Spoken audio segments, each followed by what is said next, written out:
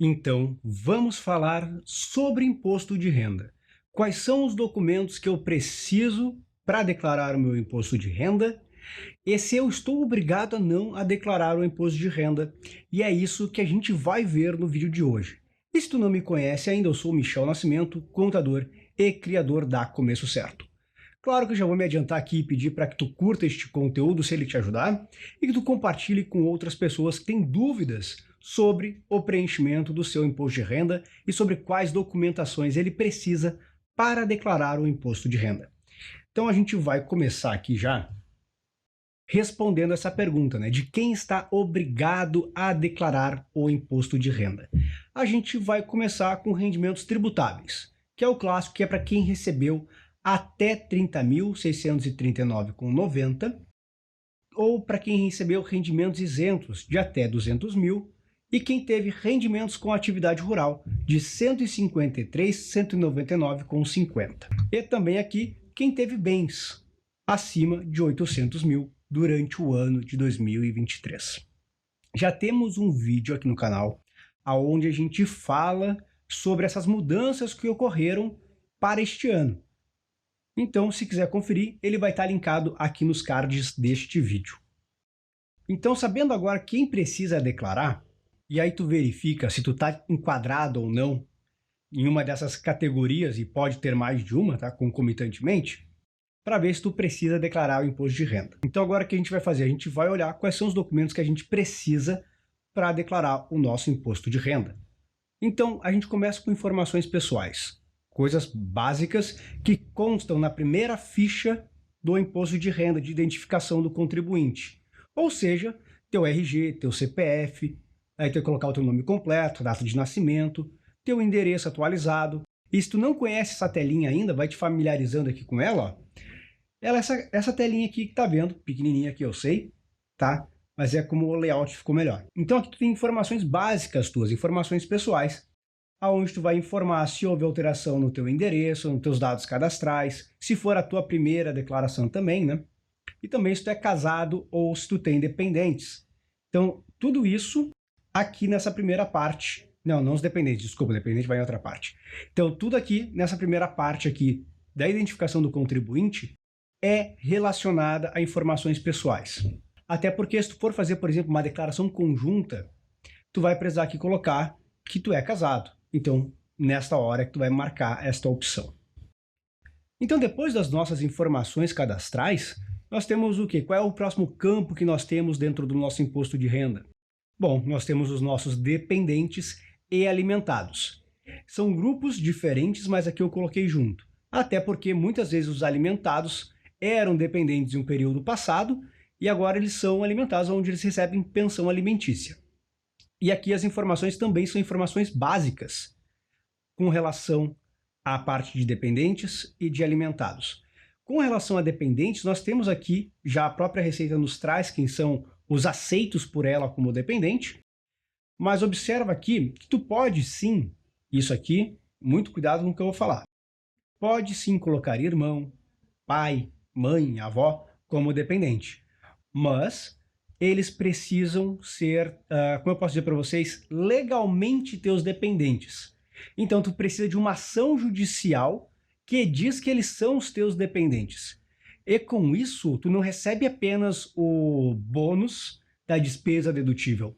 Se eles recebem algum tipo de benefício por parte do governo, seja aposentadoria, sejam LOAS, vai ser adicionado à tua declaração do imposto de renda também esses rendimentos. Então, tem que ponderar, e lembrando que a guarda deve ser judicial. Indo agora para a parte dos alimentados, houve uma alteração, então a partir de agora é necessário informar ou a escrituração pública da pensão ou a decisão judicial. Caso tenha ambos, ele também tem essa opção. Então o que acontece a partir de agora não é apenas colocar o CPF e a data de nascimento do teu alimentado, para aquela pessoa para a qual tu paga a pensão. Também vai ser necessário ter a escritura pública ou a decisão judicial. Então agora a gente entra efetivamente no imposto de renda, aonde a gente vai ver quais documentos a gente precisa para estar declarando o nosso imposto corretamente. só que eu vou seguir o mesmo padrão que eu já vinha seguindo, ou seja, a gente vai começar com os rendimentos e a gente vai baixando de acordo com cada linha lá do imposto de renda. Tá certo? Então, falando sobre documentos que envolvem rendimentos, até porque para a Receita Federal, tudo que tu ganha é um rendimento. Ele pode ser isento ou tributável, mas ele é um rendimento. Então, a gente tem aqui o informe de rendimento das instituições financeiras. Esse tu vai pegar dentro do teu banco. Normalmente tem essa opção já lá separada, onde diz ou imposto de renda, ou informe de rendimentos para imposto de renda. O que vai constar nesse documento? Ele consta o teu saldo bancário no início daquele exercício e no final daquele efetivo exercício, no caso 2023. Se tu teve aplicações financeiras, é nesse documento que vai aparecer os rendimentos que tu teve com aplicações financeiras, seja de um CDB, seja rendimentos de poupança. Então isso vai constar aqui, tanto que também aqui, ó, rendimento de poupança, caso tu tenha só uma conta poupança. Aqui eu tenho também, ó, rendimentos de corretoras de ações. Observa que eu coloquei ele bem simples, corretora de ações. Por quê? Porque quando tu compra uma ação, e hoje está muito mais fácil tu fazer parte desse mercado, tu acaba ganhando ou juros sobre capital próprio, ou distribuição de dividendos. Então isso é um rendimento que tu recebeu durante o exercício e que precisa ser declarado. Então, vai na corretora e pega o informe de rendimentos que eles vão ter lá disponibilizado para ti. Ah, Michel, não encontrei nas corretoras os rendimentos das minhas ações. Bom, tu pode consultar na B3 ou tu pode fazer a declaração pré-preenchida. E esses rendimentos que tu recebeu vão estar constando na tua declaração do imposto de renda. Aí tu só faz o ajuste depois na ficha de bens, conforme as ações que tu tenha. Então, a poupança que a gente já falou, informe de rendimentos de aposentadoria. Olha só, aposentadoria é um rendimento. Para algumas pessoas que tiveram uma aposentadoria por invalidez, ou que já chegaram numa determinada idade, que vão ter uma diferença entre o que é tributável e o que é isento, é nesse informe de rendimentos que vai estar constando esta informação. Então, muitas vezes a gente fica batendo a cabeça e pensando, nossa, será que eu tenho que declarar tudo que eu recebi como tributável? Não necessariamente, porque muitas vezes tu pode ser maior de 65 anos por estar aposentado e tu tem uma parcela que é isenta dos teus rendimentos. E aí, dentro desse informe de rendimentos, já vai vir segregado para ti o que é da parte tributável e o que é a parcela isenta da tua aposentadoria. E aqui, para a grande massa, que é assalariado ou que é um microempresário, nós temos os informes de rendimento de salário, que é disponibilizado pela empresa, do Prolabore dos sócios, que também é oriundo da empresa, e a distribuição de lucros, que também é oriunda da empresa. Então, por isso eu coloquei esses três juntos, porque eles têm a mesma matriz. Então, se eu sou funcionário CLT de uma empresa, eu vou receber o informe de rendimentos do meu salário. O mesmo vale para os concursados. Você vai receber o informe de rendimentos dos seus salários. Agora, se eu tenho uma empresa e eu faço retirada mensal de Prolabore, eu vou receber lá discriminado que é Prolabore. E isso é tributável. Já a distribuição de lucros recebida pelos empresários não é tributada. Então, vai em rendimentos isentos. Então, aqui a gente está falando de rendimentos e não exclusivamente sobre qual é tributável e qual é isento de tributação. Até porque os rendimentos da poupança são isentos. E ele está aqui na nossa lista também. Agora a gente tem aqui também, ó, recibo de aluguéis de bens móveis e imóveis recebidos. Ou seja, os rendimentos, tu tem uma casa. Vamos pegar o melhor exemplo, tem uma casa, duas casas, uma tu mora e outra tu aluga. O rendimento de aluguel que tu tem também é declarado, porque é um ganho que tu está tendo, tu está explorando comercialmente um bem que tu tem, e com isso esse valor passa a ser tributável para o imposto de renda. Informação de prêmios de loteria. Prêmios de loteria são tributáveis, até porque quando tu vai sacar o prêmio que tu recebeu da loteria, ele já sofreu uma retenção na fonte. Então ele também tem que ser declarado. Ó, informações de outras rendas recebidas, como doações, herança e pensão. Essas aqui, doações, herança e pensões, são rendimentos isentos e serão lançados como rendimentos isentos. Mas eles também, como eu falei, são rendimentos que tu recebeu. Informações do Carnê Leão, para aquelas pessoas que são profissionais liberais e que preencheram o seu carnê-leão durante o ano, vão fazer a importação dessas informações para a declaração de ajuste. Até porque você pode ter tido um rendimento com o carnê-leão, sendo profissional autônomo, e ao mesmo tempo ter tido trabalho como CLT. Então essas duas rendas de CLT e de autônomo não apareceram no teu carnê-leão, então tem uma diferença de imposto a ser calculada. E é por isso que o nome é declaração de ajuste anual de imposto de renda. Então a gente também tem aqui, rendimentos recebidos de processos trabalhistas e precatórios, ou qualquer outro tipo de processo que venha a ocorrer e que tu tenha recebido durante o ano de 2023. Se tu recebeu uma indenização, né? Fez um processo por danos morais e recebeu uma indenização. É um rendimento isento, vai ser lançado em rendimentos isentos. Só que, por exemplo, um processo trabalhista ou um precatório, muitas vezes eles têm verbas distintas dentro deles. Vai ter indenização, vai ter fundo de garantia, vai ter, no caso do precatório, a indenização também. Então, tu vai ter rendimentos tributáveis dentro também do trabalhista, como, por exemplo, tu está pedindo horas extras do teu trabalho, tu não recebeu. Então, o que acontece, esse valor ele era tributável no seu respectivo período. Então, na declaração do imposto de renda, tu vai lançar esse valor e a Receita Federal vai verificar se o imposto daquele período foi, como podemos dizer, calculado corretamente e vai te cobrar a diferença se tiver diferença, porque também normalmente já ocorre a retenção do imposto no momento que é feito o processo trabalhista. E o comprovante de pensão para quem recebe ou para quem paga. Só que aqui nesse caso cada um vai declarar num lugar. Quem recebe a pensão vai declarar em rendimentos isentos e quem paga vai lançar como uma despesa dedutível. Então, ainda na parte de rendimentos, porque rendimentos não é apenas aqueles ali, a gente tem outras formas de auferir renda durante o ano, como o ganho de capital. Ganho de capital, a gente tem a compra e a venda, no caso, né, o contrato de compra e venda de imóvel ou de bens móveis. Carro, uma moto que tu vendeu com ganho é tributável. Só que também temos aqui vendas, cotas e ações. E aqui nesse ganho de capital, eu estou falando daquelas contratuais. Eu tenho a minha empresa e eu resolvo sair da minha empresa. Eu vendo as minhas cotas para o meu sócio. E com isso eu tenho um ganho sobre o valor que é o nominal das minhas ações, das minhas cotas. Então, este ganho que eu auferi na venda das minhas cotas, ele é tributável para o imposto de renda. Só que a gente não vai declarar solto esses valores dentro do imposto de renda. A gente lança eles lá na declaração de ganho de capital, na GCAP, aonde a gente vai informar, né, já se familiarizando aqui com a imagem de como é o GCAP, né?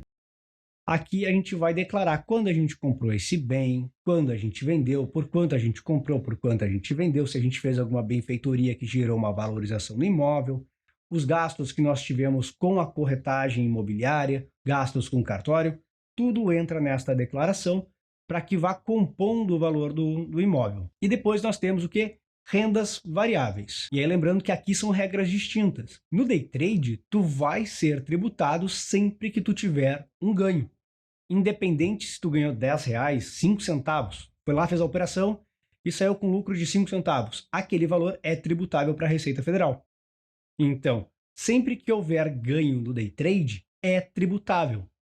Já o swing trade é onde a gente tem uma margem um pouco maior. E ele também é declarado. E todos eles são declarados no mesmo conjunto de campos. Então, o que tu vai precisar? Das notas de corretagem dos extratos, onde consta o imposto de renda. Quando tu faz um day trade, sai na nota de corretagem lá embaixo o imposto retido. Aquele imposto retido tu vai usar na tua declaração porque ele já foi retido. Somado a ele, as DARFs que tu já pagou. Caso tu não tenha pago os impostos, provavelmente aí tu vai ter um imposto a pagar sobre a operação do day trade ou do swing trade. Tá? Então são esses documentos: notas de corretagem, DARFs e comprovante de pagamento das DARF, porque tu pode ter impresso a DARF e não ter pago. Então o comprovante é sempre importante a gente ter. E aqui, pagamentos efetuados. Agora a gente entra acabou os rendimentos. Agora aqui a gente vai entrar no que? Despesa. Gasto. No que a gente gastou durante o ano? Não entra tudo aqui, porque a gente tem dois grupos, basicamente, dentro aqui do imposto de renda, que a gente acaba declarando, que são aquelas despesas e pagamentos dedutíveis, que vão nos gerar crédito para o imposto de renda, e aquelas que vão nos gerar uma valorização. E aí a gente começa aqui falando dessa questão de pagamentos quando gera valorização, porque quando tu tem um bem, uma casa, por exemplo, tá? Tu vai pegar e vai fazer uma reforma e com isso tu vai acabar muitas vezes valorizando teu imóvel. Então, esse pagamento ele te gera um bônus, né? É um bom pagamento, ele vai valorizar os teus bens. Então a gente vai falar agora e começar por ele, na verdade, que é os pagamentos não dedutíveis, mas que geram algum tipo de dedução para nós. Pensa comigo, a pessoa que tem um precatório ou a pessoa que fez um processo trabalhista, ela fez uma recuperação tributária e ela oferiu recursos, ela tem gastos com o advogado e esse advogado ele é dedutível na proporção da ação. Então, durante o momento que tu está lançando esse rendimento, tu vai deduzir proporcionalmente o valor gasto com o advogado e o valor total da nota dele, tu vai jogar lá em pagamentos. Ela não vai influenciar diretamente na tua declaração, como ocorre com as despesas médicas. Depois, a gente tem o quê? Despesas com a valorização do imóvel. Então, tu contratou um engenheiro, um arquiteto, tu foi lá e contratou o pessoal para construir, para pintar, para fazer elétrica, e isso trouxe valorização para o teu imóvel, valorização comprovada, né? Então, tu vai lançar aqui também essas despesas. Os engenheiros no item engenheiros e arquitetos, e aí no caso tu contratou pedreiro, pintor, e contratou uma empresa, por exemplo, de estruturas metálicas para fazer um novo deck para tua casa, fazer um mezanino. Então isso gerou uma valorização no teu imóvel. Então tu vai lançar na opção de outros, que tem essa opção lá, e também lá na ficha de bens, tu vai adicionar esse item. Tu vai adicionar que, olha, foi feita a reforma em tal data, conforme as notas fiscais lançadas em despesas e pagamentos. E também pagamento de aluguel, caso tu tenha aluguel a ser declarado. Despesas dedutíveis do imposto de renda. Vai ser lançado na ficha de pagamentos. Tanto que tu gastou, quanto que tu gastou também com dependentes. Se tu está fazendo uma declaração conjunta, as despesas médicas do teu companheiro ou da tua companheira vão entrar aqui. Eles vão fazer parte aqui das despesas dedutíveis e você vai selecionar lá a opção de dependente. Então, essas despesas dedutíveis com dependentes, como escola, médico, custos com a parte de odontologia, psicologia, fisioterapia, entram como dedutíveis do imposto de renda. Só que também tem que ser lançado pagamentos. Lembrando que você deve ter algum tipo de comprovante dessa prestação de serviço. Então agora a gente entra na parte de bens e direitos. A gente já falou que algumas despesas vão gerar aí um benefício, então para valorizando algum bem, e assim também como despesas que vão acabar refletindo aí diretamente lá na tua restituição. Mas na parte de bens, a gente tem o que aqui? Documentos de veículo e o preço de compra e venda. Normalmente também vai pedir o teu Renavan do teu carro. Então, tu já pega esse documento, deixa separado para preencher na ficha de bens. Documento do imóvel. Quando tu comprou o imóvel, se ele está financiado, sabe? Então, contrato de compra e venda, contrato de empréstimo, de financiamento, na verdade, para casa, né? Financiamento. Contrato de financiamento. Então, tu vai colocar todas as informações do teu imóvel. O IPTU, metragem, quando foi comprado. E aí na descrição tu coloca as condições de compra desse imóvel. Ó, o extrato financeiro e das suas posições patrimoniais. Quando a gente pegou o nosso informe de rendimento junto a corretoras, a gente pegou também a nossa posição patrimonial.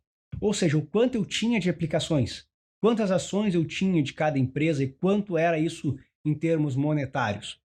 E é aqui que tu vai adicionar na ficha de bens. Isso ao término de 2023. Ou seja, tu comprou ações no início, ali em janeiro de 2023, e vendeu em dezembro, tu não vai ter essa posição para ser declarada, porque tu não teve, ela só transitou durante o ano na tua conta. Então, a posição patrimonial já foi, né? Das sociedades também, na verdade. E aqui no caso, eu já falei das ações e valores pagos durante o ano de 2023. Ou seja, aqui em bens e direitos, é tudo aquilo que tu tem de bem ou que tu tem de direito a receber. Então, é bem mais tranquilo. E assim como nas despesas, a gente sempre se ampara em documentação. Tá bom? Então, indo para o próximo item da nossa lista, a gente chega onde? Agora a gente chega aqui, então, na parte final, que é a parte de dívidas e ônus reais. Vamos supor que você tem um consignado.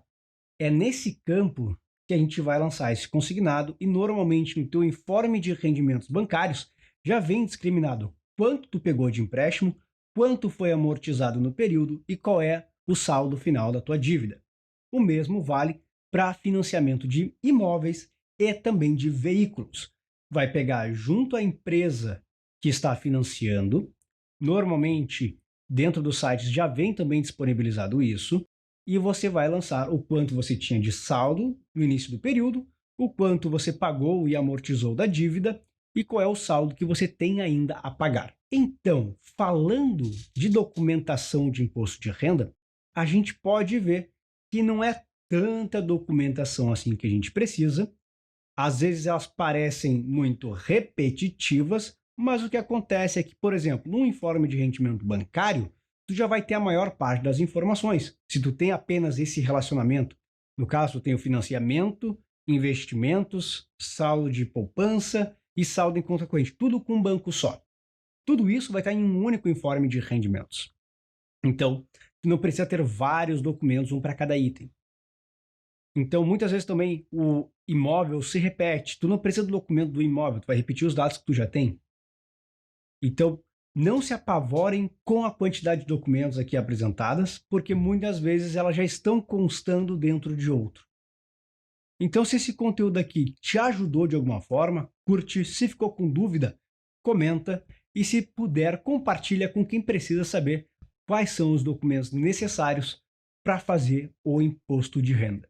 Então, um forte abraço e até o próximo vídeo.